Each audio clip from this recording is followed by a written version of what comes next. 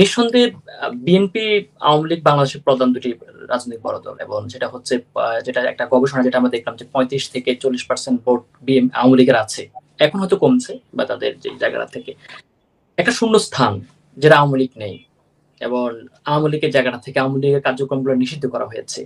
এখন আগামীতে এই জায়গাটা থেকে যে আওয়ামী লীগের না থাকার এই শূন্য স্থানকে আসলে কোনো রাজনৈতিক সংকট তৈরি করবে কিনা, আপনি কি মনে করেন এই জায়গাটা থেকে? আচ্ছা, এখানে কয়েকটা পারসেপশন আছে। প্রথম কথা হচ্ছে যে আওয়ামী লীগ একটি দল, আওয়ামী লীগের কার্যক্রম যেভাবে নিষিদ্ধ করা হয়েছে, মানে আওয়ামী লীগের অপরাধ যতখানি, আওয়ামী লীগের অপরাধের তীব্রতা গভীরতা যতখানি, আওয়ামী লীগের কার্যক্রম নিষিদ্ধ করাটা এটার সাথে মানে সামঞ্জস্যপূর্ণ হয়নি। আওয়ামী লীগ এমন একটি দল যাকে দল হিসাবে সম্পূর্ণরূপে আইনি প্রক্রিয়ায় বিচারের সম্মুখীন করে এই দলের বিরুদ্ধে ব্যবস্থা নিতে হতো, তথ্য প্রমাণ উপাত্ত সহ।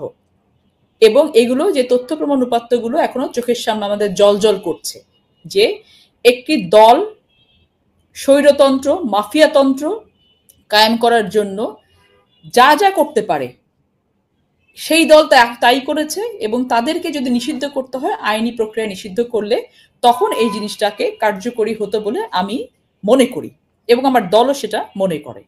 যেই প্রক্রিয়ায় আওয়ামী লীগের কার্যক্রমকে নিষিদ্ধ করা হয়েছে, আন্ডারগ্রাউন্ডে পাঠিয়ে দেওয়া হয়েছে, এটাতে আলটিমেটলি আমি মনে করি লাভবান আওয়ামী লীগ হয়েছে। কারণ তারা এখন এই দলের নামটা না থাকলে কি হয়েছে, তারা তো বিভিন্ন জায়গায় এখন মিশে যাচ্ছে। তো তাদের যে নেচার, তাদের যে চরিত্র, এই যে অপরাধ করে অপরাধ যে করেছে এটা ফিল না করার চরিত্র, সৃষ্টিকর্তা বলেছেন না যে আমি যাকে অপছন্দ করি তার চোখে এবং মনে আমি মোহর মেরে দিই। তাদের তো চোখে হৃদয় সব জায়গায় মোহর মারা, তারা তো দেখতে পাচ্ছে না, বুঝতে পারছে না। তো এই যে ছোট ছোট ইউনিট গুলো যে জায়গায় আছে, এটা আলটিমেটলি এখন বর্তমান বাংলাদেশে যে কেওয়াস গুলো তৈরি হচ্ছে, আমি মনে করি যে এই যে আন্ডারগ্রাউন্ডে পাঠিয়ে দেওয়ার কারণে কেওয়াস গুলো তৈরি হয়েছে। বর্তমান সরকারের এই জায়গাটাকে আরো অনেক বেশি আন্তরিকতার সাথে কশিয়াসলি অ্যাড্রেস করতে হতো, এটা বর্তমান সরকার করেননি। এটা আমি মনে করি বর্তমান সরকারের যে কত ব্যর্থতা আছে তার মধ্যে একটি। দ্বিতীয়ত হচ্ছে রাজনৈতিক শূন্যতার জায়গাটা। প্রকৃতি কোনো শূন্যতা পছন্দ করে না এবং শূন্যতা থাকেও না। আমরা একটি নির্বাচন চাই, বাংলাদেশের জনগণ একটি নির্বাচন চায় যেটা হবে পার্টিসিপেটরি, ইনক্লুসিভ, সবাই মিলে একটি নির্বাচন। সেই জায়গাটাতে প্রত্যেকটি দল অংশগ্রহণ করবে, সেটাই আমরা জানি। এখন এই যে কার্যক্রম নিষিদ্ধের জায়গা থেকে আওয়ামী লীগের পার্টিসিপেশনের কোনো জায়গা আছে কিনা আমি ঠিক জানি না, এটা সরকার বলতে পারবে ভালো করে। কারণ এই বা এরা যদি অন্য নামে নির্বাচন করে তাহলে আপনি কি করবেন? বাংলাদেশে তো আওয়ামী লীগের সমর্থক কিছু না কিছু আছে, দোষরা কিছু না কিছু আছে, আপনি তো এটা অস্বীকার করতে পারবেন না। তাহলে এদের পার্টিসিপেশনটা কিভাবে হবে? শূন্যতা হবে আমি বলছি না, কিন্তু যেটা হবে যে একটা ক্যাওয়াস তৈরির চেষ্টা তারা করতে পারে, যেটা আমরা শুনছি যে কোনো একটি দেশে বসে থেকে তারা প্রতিনিয়ত চেষ্টা করছে যে কি করে বাংলাদেশে আবার টুপ করে ঢুকে পড়া যায়। টুপ করে ঢুকে কবে পড়বে তা তো আমি ঠিক বুঝতে পারছি না, বরং আমরা তাদেরকে ইনভাইট করব যে ঠিক আছে আপনারা টুপ করে ঢুকে পড়েন, আইনের কাছে নিজেদেরকে সমর্পণ করেন, এতটুকু লজ্জা থাকলে অ্যাটলিস্ট সরি বলেন। যদিও দিস ইজ নট সাফিসিয়েন্ট, কারণ আমার সন্তানকে আপনি গুলি করে মেরে ফেলেছেন, আমার সন্তানের খুলি উড়িয়ে দিয়েছেন, আমার সন্তান চোখ নষ্ট নিয়ে ঘুরে বেড়াচ্ছে, আপনার সরিতে কিছু যাবে আসবে না। তারপরে যদি ন্যূনতম বিবেক বোধ থেকে থাকে, ন্যূনতম মানুষের চরিত্রে যে জিনিসগুলো থাকে সেটা থেকে থাকে, তাহলে তারা কিছুটা সেই সরি প্রকাশ করতে পারে। সেটা করবে বলে আমার মনে হয় না, তাদের চরিত্র সেটা নেই। তো এই মানুষগুলো তো এখন তো বিরাজ করছে বাংলাদেশে। তো এদেরকে নিয়ে সরকার কি করবে সেই জায়গাটা আসলে একটু ওনারা ভোলাটাইলি রেখে দিয়েছেন। এটার বিষয়টা আগামীতে নির্বাচনের ক্ষেত্রে বিএনপির জন্য চ্যালেঞ্জিং কিছু হবে কিনা, এই যে গুপ্ত থাকা কিংবা যেটা দেখলেন যেটা জামাতে কিন্তু নিষিদ্ধ করে কিন্তু বন্ধ করা যায়নি রাজনীতি, যেটা আমি বলতে পারি না, এটা হবে কিনা বলতে পারি না। তারা তো ক্যাওয়াস করার চেষ্টা করবে, এটা তো খুবই স্বাভাবিক। সেখানে এটা সরকার এটা ব্যবস্থা নিবে, প্রশাসন ব্যবস্থা নিবে যে এই ধরনের কোনো ক্যাওয়াস যেন তৈরি না হয়। আমি বিলিভ করি যে বর্তমান সরকার সেই দিকেও নজর রাখবেন। ক্যাওয়াস করবে কিনা সেটা তো আমি বলতে পারবো না।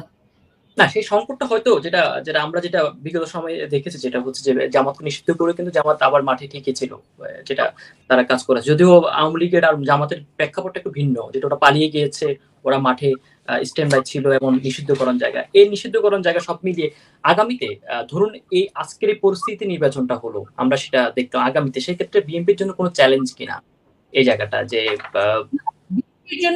বিএনপির জন্য কোনো চ্যালেঞ্জ আমরা এটা মনে করছি না, তবে এটা আপনি খুব rightly you have pointed out that যে জামাতকে নিষিদ্ধ করা হচ্ছে, জামাত তো নিঃশেষ হয়ে যায়নি। Similar thing will happen to Awami League as well, যে এই নিষিদ্ধ বিষয়টা নিষিদ্ধ করে দেওয়া, নিষিদ্ধ কিভাবে হবে? একটি নিষিদ্ধ সংগঠনকে আপনি ব্যান করে দিতে পারেন, সেটা আপনাকে অবশ্যই করতে হবে বিচারিক প্রক্রিয়ার মাধ্যমে। এই কথাটা আমরা বরাবরই কিন্তু দ্ব্যর্থহীন কণ্ঠে বলে এসেছি। তো আপনি এমন কিছু করলেন যেটা আসলে কোনো কাজেই দিল না, সেটা করে তো কোনো লাভ নেই। সো এটা বিএনপি চ্যালেঞ্জ মনে করছে না।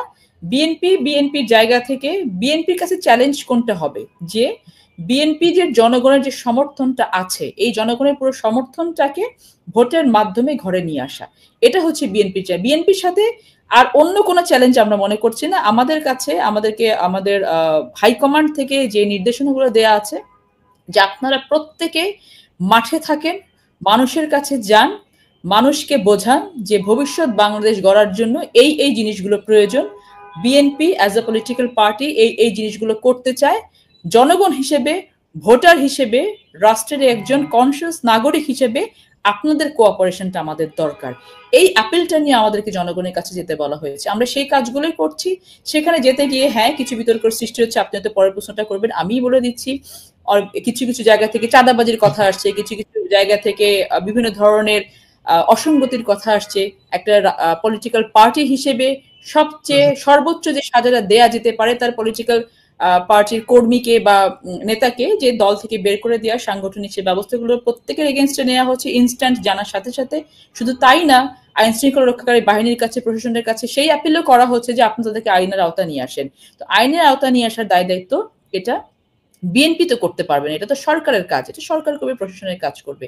কিন্তু এই দলকে সামলানোর জায়গাটা চ্যালেঞ্জিং আছে কিনা, আমরা যদি এই দলকে সামলানোর জায়গাটা চ্যালেঞ্জ হিসেবে ধরি, এটাও আসলে চ্যালেঞ্জ কিনা একটা বড় দল বিএনপির জন্য? এই চ্যালেঞ্জ, এটা চ্যালেঞ্জ নয়, এটা হচ্ছে এটা প্রতিদিনের কাজ। আপনার প্রতিদিন আপনি আপনার ঘর গোছান না, এটা প্রতিদিনের ঘর গোছানোর কাজ।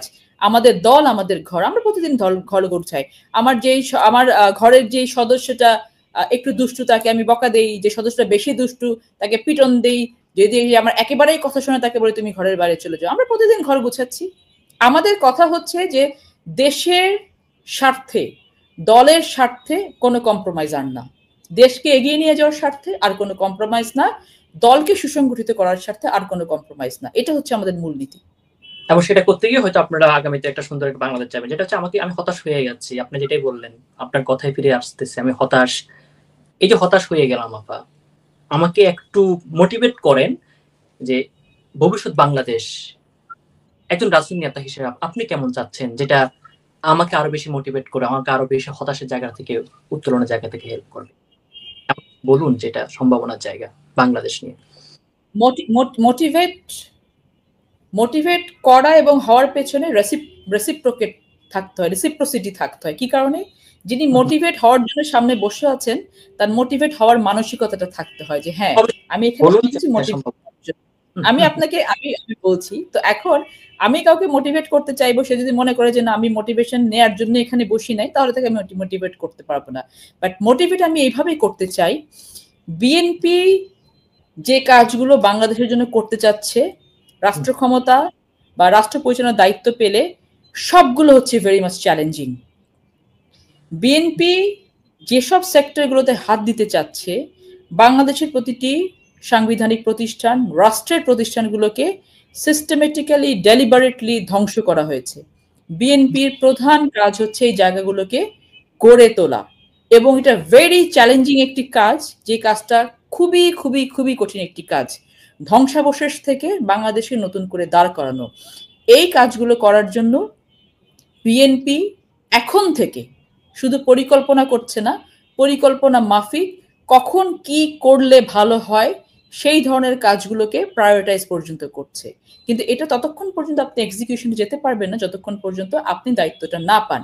বিএনপি এটাও বলেছে, যদি আমরা এমনও হয় যে আমরা 2/3 মেজরিটি নিয়ে এসেছি, তারপরে আমরা চাইব যে একটি জাতীয় সরকার গঠন করার জন্য প্রত্যেকটা স্টেক হোল্ডারকে নিয়ে, এবং আমরা এটাও চাইবো যে আমাদের একটি অত্যন্ত যোগ্য, গৃহপালিত নয় এরকম একটি বিরোধী দল থাকুক, যারা সরকারে যদি আমরা ক্ষমতায় যাই আমাদের কাজ, সমালোচনা, আলোচনা, আমাদের ভুল ধরিয়ে দেওয়া, সেটা যেন তারা করতে পারে। এগুলো অ্যাপ্রোচের বিষয়, আমরা দিচ্ছি। এখন যারা মনে করছে যে না আমরা এটা নেব না, আমার পক্ষে সম্ভব না তাকে মাথার মধ্যে এটা নাকি ঢুকিয়ে রাখা। যেমন আপনি আশাহত হয়েই বসে আছেন, 40 মিনিট কথা বললাম, আপনি এখনো আশাহত। এখন আপনাকে আমাকে আশা দিতে হলে যেটা করতে হবে, আমাকে আপনাকে সেই সময় নিয়ে যেতে হবে, টাইম মেশিনে গিয়ে, করে নিয়ে গিয়ে যে হ্যাঁ এই যে বিএনপি ক্ষমতায় আছে, এখন দেখো বিএনপি কাজগুলো করছে। হয় কি, মর্নিং শোজ দ্য ডেইজ। আমি কি বলছি এখন আপনাকে সেটার উপরেই বিশ্বাস রাখতে হবে। এবং আমি জানি যে বাংলাদেশের এই 17-18 কোটি মানুষ, তারা এখন চায় বিএনপির উপরে ভরসা করতে চায়, আস্থা রাখতে চায়। এবং আমাদের চ্যালেঞ্জের জায়গাটা ওইটাই, যে মানুষের আস্থার এই জায়গাটাকে আমরা কতটা চমৎকার ভাবে রেসিপ্রোকেট করতে পারবো, এইটাই হচ্ছে আমাদের মেইন চ্যালেঞ্জের জায়গা।